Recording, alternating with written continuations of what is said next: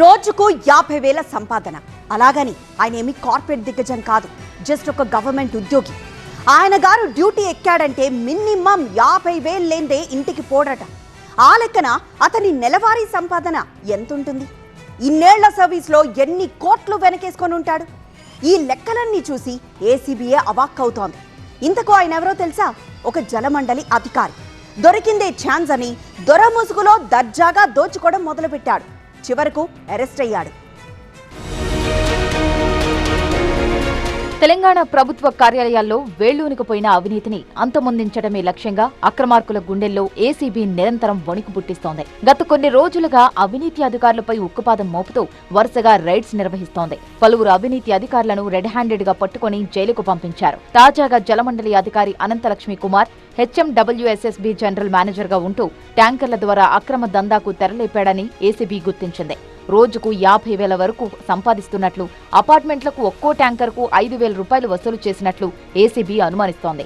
అధికారిక బుకింగ్స్ కంటే అనధికార ట్యాంకర్లకే ప్రాధాన్యమిచ్చి ఆఫ్లైన్ అనఫిషియల్ బుకింగ్స్ తో భారీగా సొమ్ము చేసుకున్నట్టు ఏసీబీ దర్యాప్తులో తేలింది. తాజాగా హైదరాబాద్ జలమండలి హెచ్ఎండబ్ల్యూఎస్ఎస్బీ జనరల్ మేనేజర్ అనంతలక్ష్మి కుమార్ ను లక్ష్యంగా చేసుకుని ఏసీబీ అధికారులు ఇవాళ తెల్లవారుజాము నుంచే సోదాలు చేపట్టారు. మల్లాపూర్ పరిధిలో ఉన్న జలమండలి జీఎం కుమార్ నివాసంలో ఏసీబీ అధికారులు ఏకకాలంలో తనిఖీలు నిర్వహించారు. తెల్లవారుజామున 6 గంటలకే జీఎం నివాసానికి చేరుకున్న ప్రత్యేక బృందాలు ఎవరూ బయటకు వెళ్లకుండా, లోపలికి రాకుండా ముందస్తుగా కఠిన చర్యలు తీసుకున్నాయి. జీఎం కుమార్ సొంత నివాసంలోనే కాకుండా ఆయనకు సంబంధించిన కీలకమైన వ్యాపార, వ్యక్తిగత నెట్వర్క్ పై అధికారులు పూర్తిగా దృష్టి పెట్టారు. ఇందులో భాగంగానే ఆయన సన్నిహితులు, బంధువులు, బినామీల ఇళ్లలో మొత్తం 8 ప్రధాన ప్రాంతాలలో ప్రత్యేక బృందాలు ఏకకాలంలో సోదాలు నిర్వహించి రికార్డులను పరిశీలించారు. సోదాల్లో నోట్ల కట్టలు కుప్పలుగా బయటపడటం సంచలనంగా మారింది. కోట్ల రూపాయల నగదు, కిలోల కొద్దీ బంగారం, కోట్ల విలువైన ఆస్తుల డాక్యుమెంట్లు బయటపడ్డాయి. ప్రాథమిక సమాచారం ప్రకారం అనంతలక్ష్మి కుమార్కు సంబంధించిన ఆస్తుల విలువ దాదాపు 100 కోట్ల రూపాయలకు పైగా ఆస్తులుండొచ్చని అంచనా వేస్తున్నారు. అనంతకుమార్ ఇంట్లోనే 1,10,00,000 నగదు, సుమారు 2.5 కేజీల బంగారు ఆభరణాలు, 9.5 కేజీల వెండి ఆభరణాలను ఏసీబీ స్వాధీనం చేసుకుంది.